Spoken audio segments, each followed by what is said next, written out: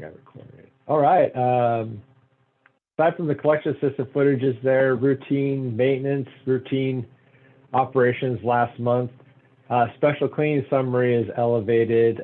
We spent 41 equipment hours and 113 labor hours on special cleaning last month for a total cost of $7,734.59. And that's a result of the root sawing. It's that time of the year where we're doing that work, and that's pretty labor intensive. So that's the reason for the elevated costs there. White City Lagoons, we received 160,510 gallons of septage, 53,225 gallons of porta potty waste, and 32,000 gallons of fog for a total of $36,860.25. That's probably the most porta potty waste we've taken in a single month, and I'm probably going to bet it's a result of that concert weekend that was going on. Pump stations were quiet, contract work, building and grounds quiet, vehicles and equipment not so quiet. We had another incident again with our gray flusher truck unit 37. The truck was damaged in an accident that involved us and another truck while pulling into our driveway out front here. As you can see in the pictures, what actually happened is that our staff were pulling into the driveway with the blinker on, and the person in the back decided to pass us on the right. So as a result, we hit her in our driveway as we were turning. So we made sure that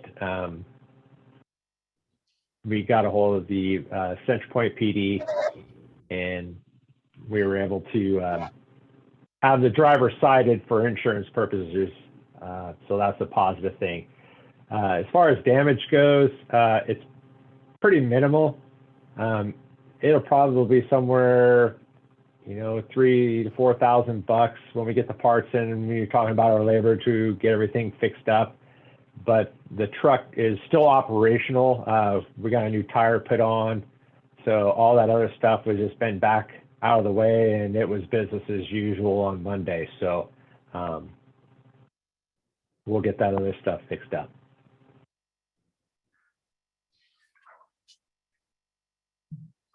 Little truck loses.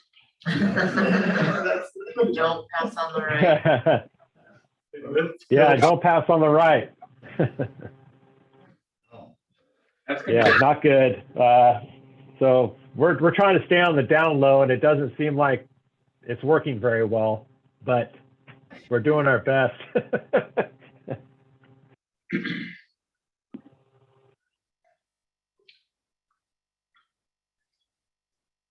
Okay. So just a tire, the rim was fine, I guess. Yeah, the rim was fine. It was just, some of the brackets and fenders were damaged. It's pretty minimal.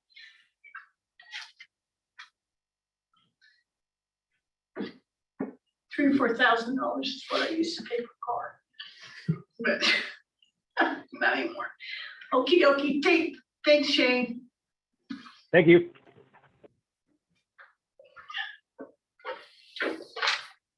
Okay. Okay, let's see. We already did the new board member stuff. Conflict of interest disclosure form, you should have those. Oh, and basically, if you have any business interests, know, so make sure if we're doing business with them, we don't run afoul of them. Carl, I had to fill out a conflict form when I got put on planning. Do we have to do one for this as well? Yeah, it's probably very similar. Yes. It was like 7, 8 questions, something like that. No, ours is less than that. Ours is like 20. It was something through a state agency that you had to go online and answer. Oh, no, I don't think That's OGEC. That's it. Yeah. Oregon Government Ethics. You have to do that for this? I don't think so. This is different It's than just that. a form. Yeah, And it's you just a sign simple it. form. And it's just, it's just one of those things that, if we're doing business with something that you have a financial interest in, then, we need to make sure that you're disclosing that properly and recruiting if you need to use. So it's financial interest, not conflict of interest, right? It is, well, Same difference. the way the ethics board defines conflict of interest is almost financial. Yeah. It's either financial benefit or avoidance of financial detriment. My appreciation was when you have new members, you report that to OCEG, and then they tell us, you need to fill out this form. Oh, With no, these we don't have questions. anything I've never done that. like that. Misdemeanors for everyone. No. Okay. Okay, I can look into that. I mean, that's not anything that we've ever, Well, I fill one out every year, but that's because I'm on the planning commission for Central Point. yeah, they might have stricter rules on something like that. I don't know. And like, I have to do it in California too for tax appeal board and for being a DA. And they have different requirements for each thing, like being a chief DA is very invasive. I Yeah. don't know You have about to any fill stocks over $1,500, everything. Oh, wow. It's very invasive. This is much, much nicer in Oregon. Yeah. But it is actually a misdemeanor to not do it if you need to, so I don't Usually know. do it in March. Okay, You guys want to let those folks know that you have new folks and we don't want them angry. OGEC, I have it. OGEC, okay, I'll take a look at that, see if there's anything else. If there is, I'll make sure we do it. But like I said, as far as I know, we've never done anything more than just these simple disclosure forms. Which is great if that's all that's required, but I hate to get us in a pickle too. Yeah, okay, I will look into that and make sure if it is something we need to do, I'll have that back next So with the forms that you do now, where do they go after they're filled out? week. We just have them. We just I keep send them in the board binder. Yeah, It seems to me like if for city planning, you need to do it, and something that's not countywide, but largely countywide, you would. Does somewhat stand to reason, doesn't it? it does. I mean, planning, I can see where you could have giant financial interests. I mean, they're Right. $5 million projects in a little town. Yeah, I'll take a look. Like I said, as far as I know, we've never done anything more than what this is. If we've been short of responsibilities, we'll correct it. Okay, All right. so let's see, we did the appointments already. Meeting times. So we talked last month a little bit about the possibility of changing it. Most of the response I got was that people didn't want to change. I don't know if you want to discuss that further or not. No, it's potentially a hardship for John Quinn to be here in the daytime, but I could say that a person that might have multiple duties, it'd be a problem, but if I do a month in advance, that next month's meeting will be on Thursday instead of Wednesday at noon, which I have clear every month, I can make the changes. So I'm flexible to a point. Well, it's a lot easier for me to get here at 6 o'clock than it is noon. You'd be seeing me. I mean, I can take days off sometimes. I mean, sometimes I'm in a trial and sometimes I'll go a year and a half without any trials. I can't really say. I have a 2-monther coming, so that's going to be unpleasant in the short term. The evenings on a Wednesday, I'm always good. Medford planning is Thursdays. right. It depends on how much of my shining face you can tolerate. Yeah, we always have the Zoom up. Well, I think we Not always. We're realizing that now. Well, I like being here, but I mean, I'm just one person.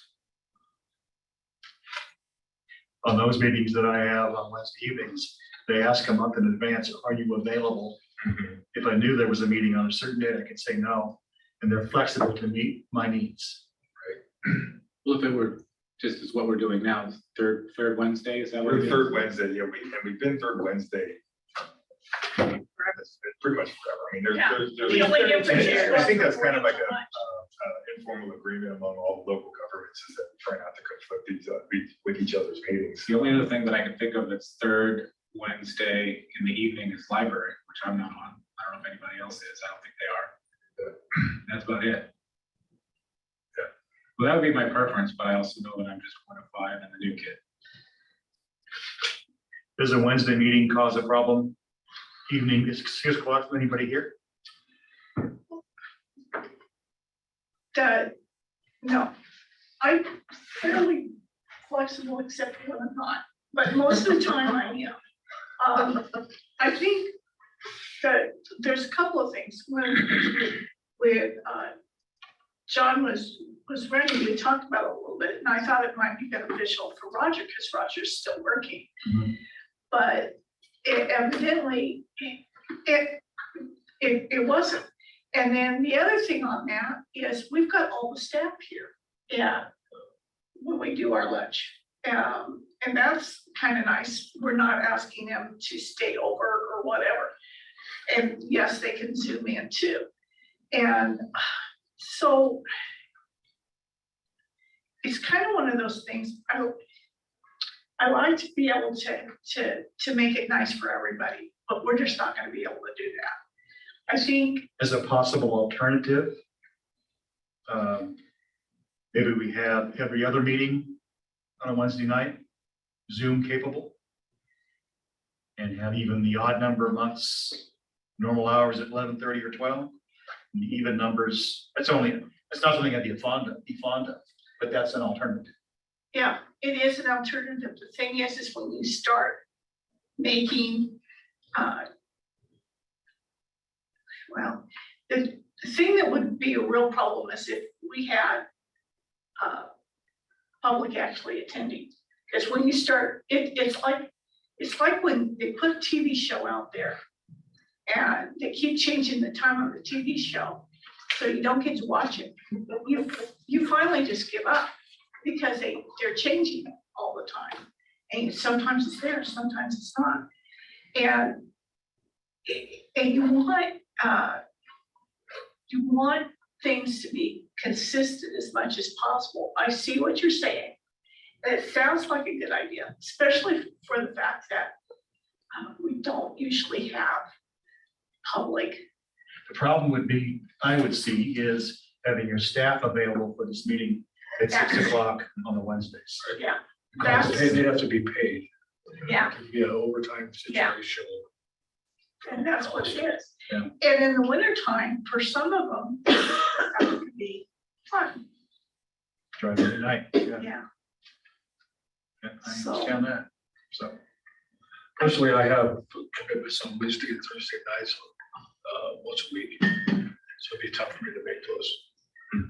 Well, tonight I have a meeting, I have an HOA at 6. Oh, yeah. But those only come quarter every other. Well, if I'm stuck in Wairika either because of snow or trial, I'll appear by Zoom, and if I'm not, I'll take the day off. I only get 5 weeks a year, so that should be just fine. Okay. And I'll join you in person. we appreciate your commitment. Yeah, we do. No problem. It's, It's just that Kay and I touched base on it while we were out camping. I thought, well, I should mention it again. Yeah, and I said we had to and the ask reason I brought everybody it up else. Last month, I didn't get it, it's just, I just wanted to make sure that it works for everybody. I mean, nobody asked me to bring this on, put this on the agenda, but I just wanted to make sure that we're trying to make it as convenient as possible for everybody. I understand, this current time works for 4 out of 5 pretty well, so. And it is an inconvenience. And you can't get to Zoom. Our quorum is 3 or 4. Three. There's always 3 going to be here that luckily don't have the challenges that you have to drive that far back and forth in the wintertime especially. Well, and Carl, as I told you this morning, my job is like trench warfare, hours of boredom punctuated by seconds of terror. Yeah. And there's not as many seconds of terror as you would think, so I think it'll be okay. Okay, all right, we appreciate that. Okay, All right, thank you, John. give you a Gold Hill update. Oh, okay, fun. So, one of the things that the funding agencies were asking for was they wanted an updated cost estimate for the pipeline project. So we commissioned Atkins Engineering to do that. That's the city's city engineer. And he completed the draft of that. I just got it yesterday. It came in a little under $11 million. I think I might have a few comments on the cost estimate, but overall, I think it's pretty good. And so that's going to go to the funding agencies. I just got a message just before this meeting from one of them that said that they expected to have the funding scenarios done hopefully by the end of the month. So that's kind of what we're shooting for.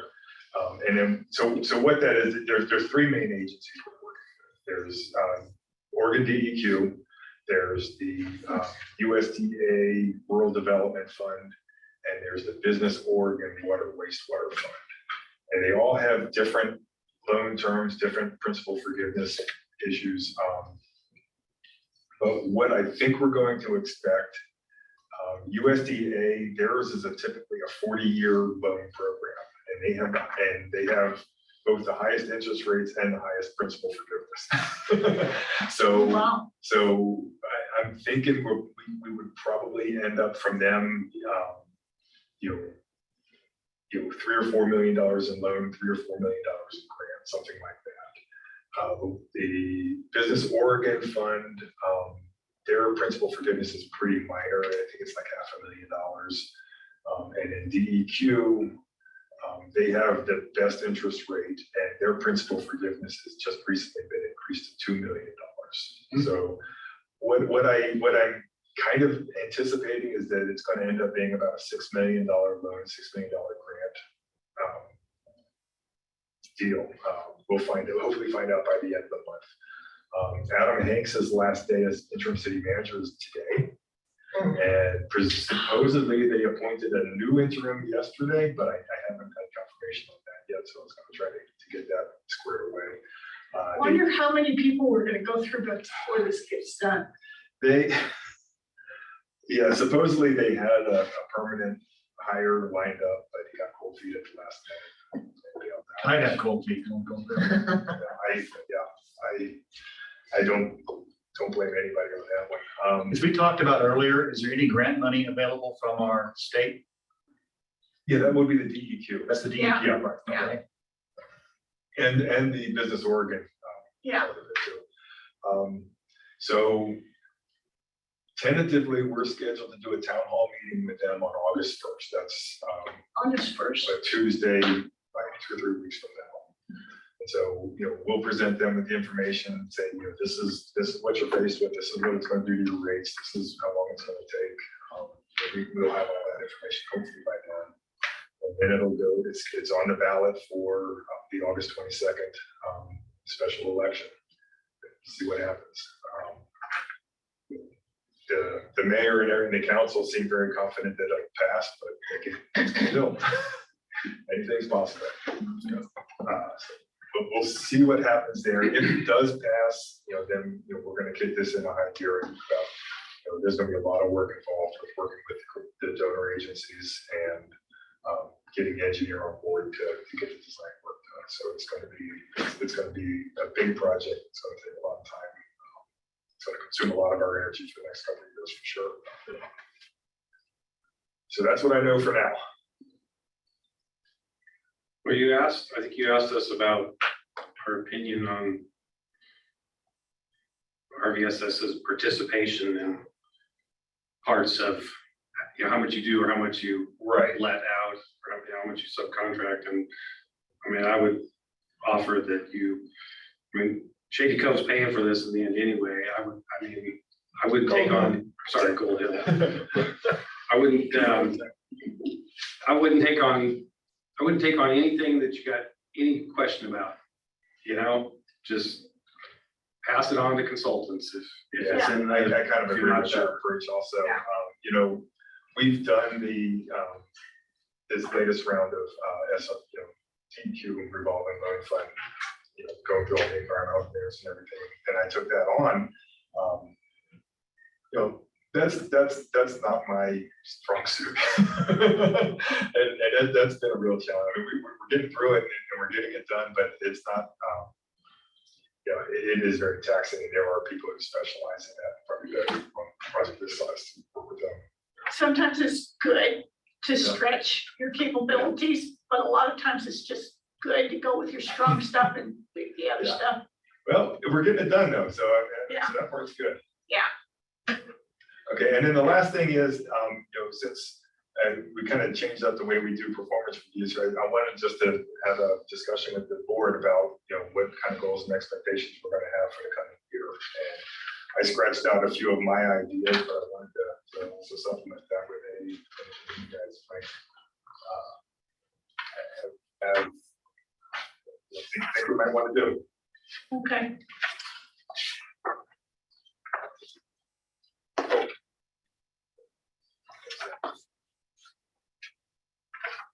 I didn't do an executive session, I did. No, this is the open session. Okay. Yeah, there's nothing secret.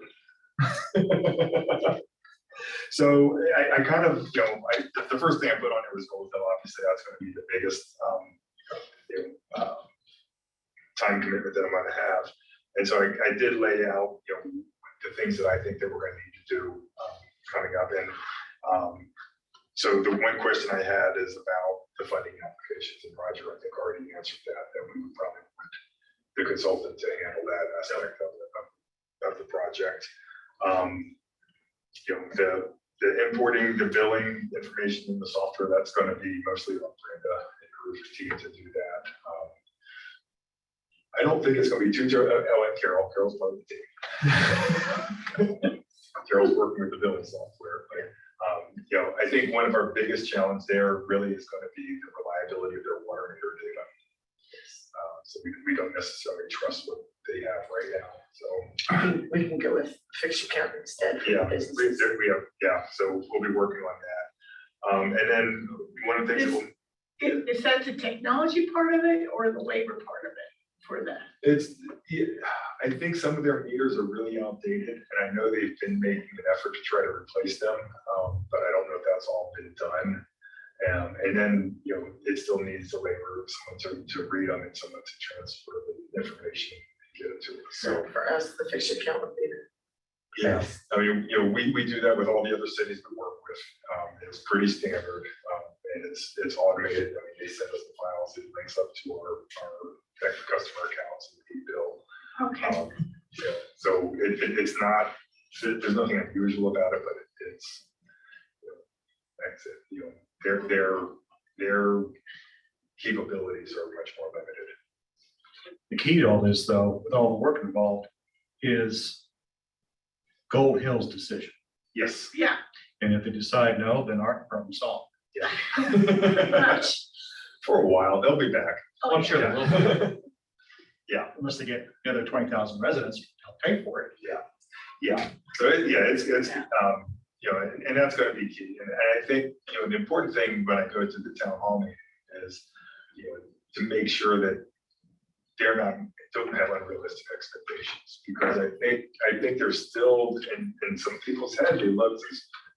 We have a $25 sewer bill, and it ain't going to happen. And we told them that it's not going to happen that way. They're seriously looking at $130 a month sewer bill, and that means they need to understand that. And that's gonna be for a long time. For a long time, yes. So Then the problem becomes a DEQ's problem. yeah, No longer a Road Valley Services problem. that's true. So that I guess that's one of the major work tasks that we're going to have for the coming year. And it may get cut short, but I don't think it will. But I don't always do things. Well, it sounds like they've been kicking this can down the road for a long time. Yes. Yeah, So it's and not that's why gonna it's get any important. cheaper. Yes. Next one I had on here was the DEQ financing. We've been talking about this for a while. We did make applications for 3 projects last year, and the idea and the hope was that with the new infrastructure law that there would be higher levels of principal forgiveness, and that is true. They increased that from $500,000 to $2 million. So we'll be able to take advantage of that. And that would go to the Antelope Road project and the Shady Cove disinfection project. The Cummings project, which was the 3rd one that we applied for, that's the one that I said they just keep finding all these other sources of money and hey, with this.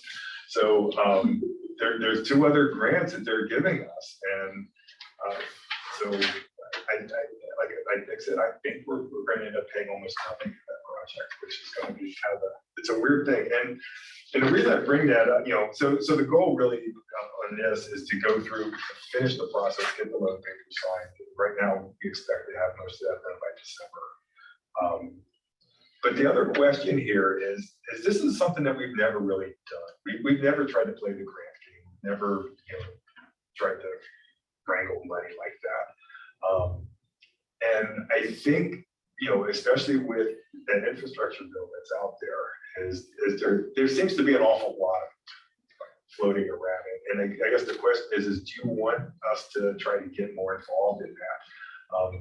Because there is another one, actually, the city manager from Talent called me and said that they'd gotten something somewhat related to the fire and the communities affected by fire. And it was like $13 million for these projects. And, she said, well, that Cummings project that you're doing would fit right into this. I'm like, they're already giving me too much. Let's find something else. But, it's one of those things where, could we craft up some kind of projects that would fit into this and try to get that grant? And I guess that's kind of a philosophical question more than anything, because it's like I said, it's not something that we've ever really done. We've always kind of paid our own way and done that, and it's been very successful. And so, do we want to kind of shift our approach and try to chase after some of this grant money or not? Well, Rogue Valley Sewer Service is already a well-positioned financial company. Right. Yeah.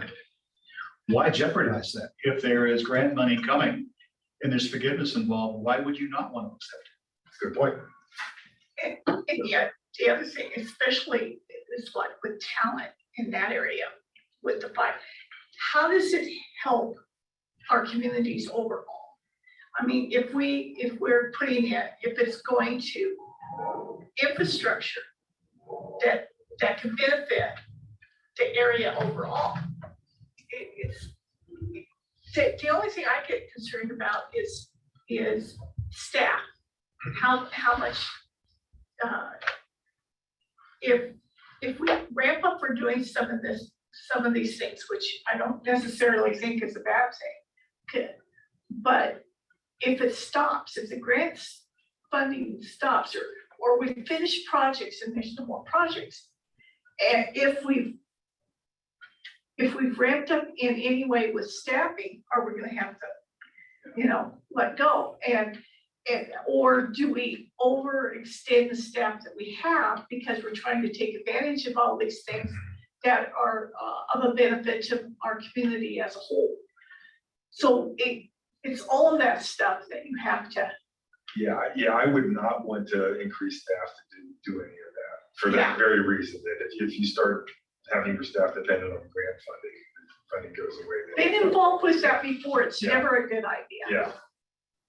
But, as far, a lot of it's just administrative stuff and, filling out the application and going through that. And, I certainly, like Mike says, if it's there and if it's available, at least make the effort and try to get it. I can see that.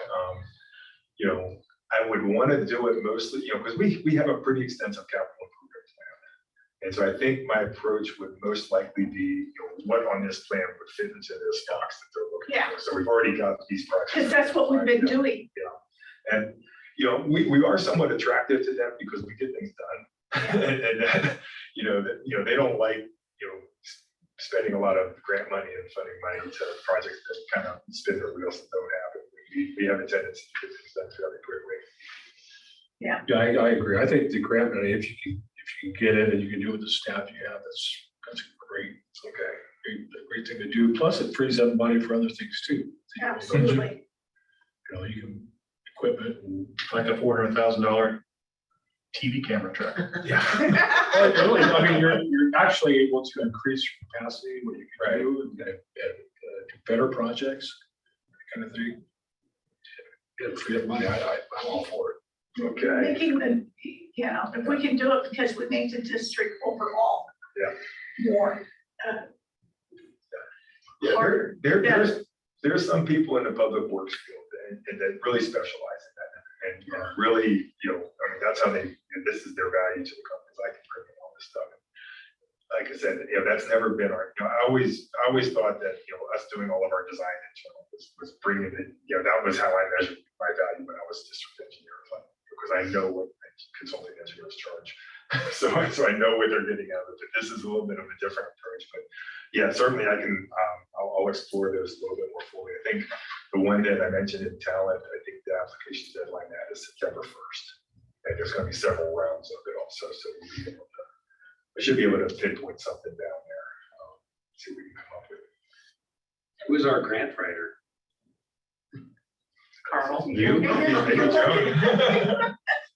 You can also contract that kind of stuff. out. Yeah. You can't really. I'll look, you know, a lot of times, the applications aren't that complicated. Right? I mean, they're pretty detailed. But it's a narrative that. Yeah, it's funny, you know, with the DEQ money, when you go to the environmental review, they make a big deal about this biological assessment.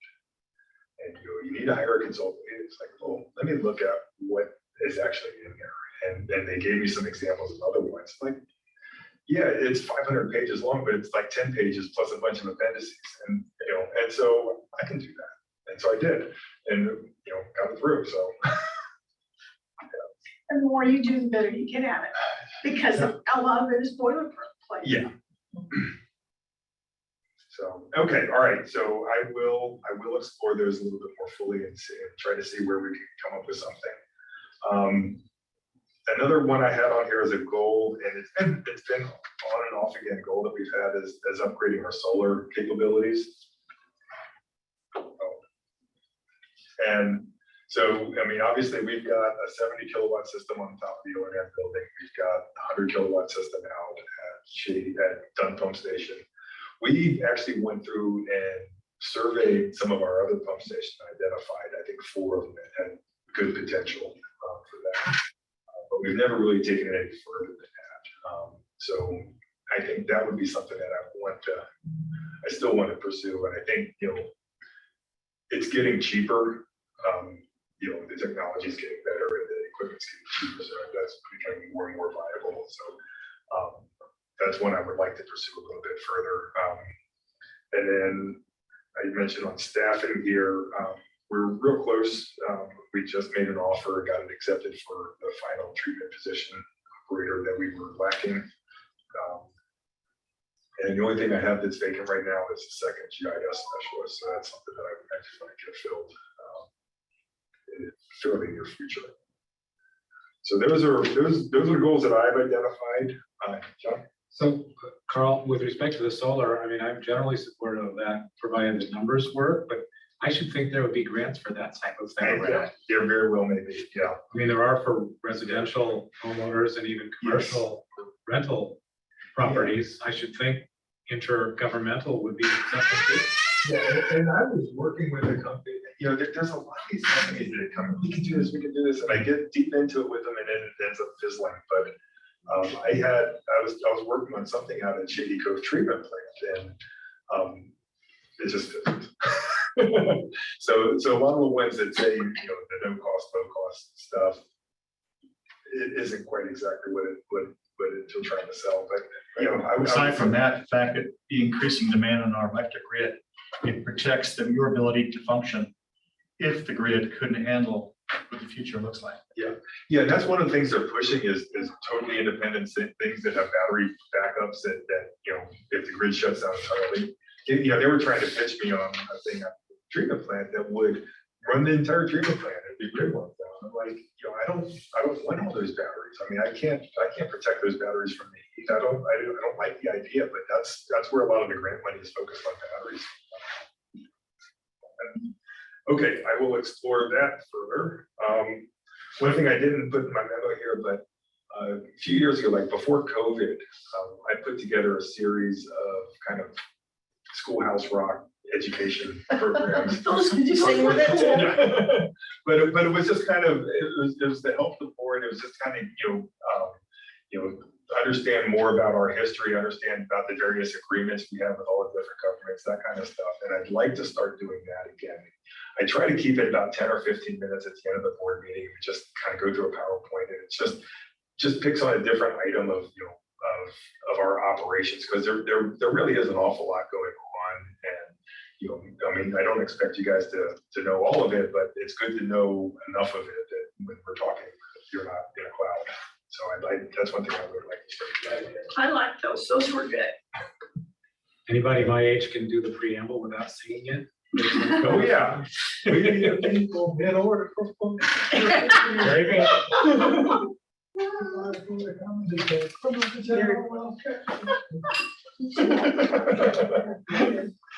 Okay, And then this. And then singing lessons is. Yes. Yeah, I did include, we got a memo from SDAO. They've got some board leadership trainings coming to Medford next month, August 9th. If anyone's interested, board member duties, liabilities, responsibilities, put on by Special Districts Association. They always do good stuff. Yeah, I highly recommend them. If anybody has time and interest to do that, let me know, and we'll get you signed up. I think, does it matter if we have more than 3 members there? It might I constitute don't quorum. think for something like that, it does. I think that's fine. But it doesn't matter when we go. Yeah. The conference, yeah, and yeah, we do. Just can't sit together and discuss this. Right. I'd be interested in one in Medford. Yeah, me Okay. too. Me too. Okay, That's a whole day. Roger, no. Yeah. John, Yeah. August 9th? I think so, yes. Okay. So we'll get the 4 of you signed up. What day is the ninth? The same. I think it's, the first is a Tuesday. Tuesday. Wednesday. Wednesday. Is it a Wednesday? Oh, I It's can the do- second Wednesday in August. yeah, I can do that one. Okay. So, you guys got anything to add from my list of goals? Keep going on as you're going. Yeah. And do look into those grant things, as long as it doesn't put up, doesn't hurt us, and it can help us with the goals that we already have in our community, we want to do that. Alrighty. I'll get on it. My son's a petroleum engineer, so I'm kind of neutral on solar. Well, yeah, My brother's a nuclear engineer, so I'm very adamant. and my problem with it is the mining that goes on and the leftovers of all this stuff. And it doesn't make any sense because you're still doing harm to the environment either way. That's, Yes. anyway, moving forward. You know, Anything else we've got? Make one comment, talk about battery power. I was involved in the trucking industry for 25 years as a company owner. And they're saying now for electric trucks, the batteries would have to be weighing approximately 12,000 pounds in today's technology. Have to be renewed every 9 years. To have a semi truck transporting goods across country, 12,000 pounds of that truck will now be battery, which means you're gonna be hauling 12,000 pounds less product for more money. Lots of ground covers. It's a failed industry to power trucks with batteries without some fantastic increases in technology. when we pulled out of Afghanistan, a lot of people don't realize why the Chinese suddenly came in. Lithium. Surprising amount of lithium Oh, yes. controlled by the warlords in Afghanistan. Oh, yes. Absolutely. And they were like that, because the Chinese And are they don't not have stupid. any restrictions on how they mine it. Right. The reason, it's not so much that we don't have access to it, it's just so filthy that we don't want to do it. Yeah, because we have a lot of those where, we actually have them in this valley. Right. But anyway, so, moving on. Everything, are we good? We We're do- reading the claims. Yeah, we're ready for the claims? Yep. Okay, I need motion. Make a motion to pay bills. Second, Okay, move to the second end, roll call, please. Kay Harrison. Yeah. Roger Cone. Yes. Mike Parsons. Yes. John Edwards. Yes. John Wood. yes. Excellent. Thank you, everybody. Thank you, John, for being here and thank you. Yes. John. Don't leave because I have Just- stuff for you guys. Oh, I'm, So when will our I next figure I Wednesday have- meeting be? Third Wednesday. So the ninth is gonna be the next Wednesday. Sorry, yeah, let us know. I'll be picking a jury, I'll have to go that by Zoom. We just appreciate your willingness to do it. No problem. it's- Yeah, no problem. 8-9 is actually the eye of the storm. It's between motions and jury selection. It's very quiet. I should. I'm gonna pass on checks.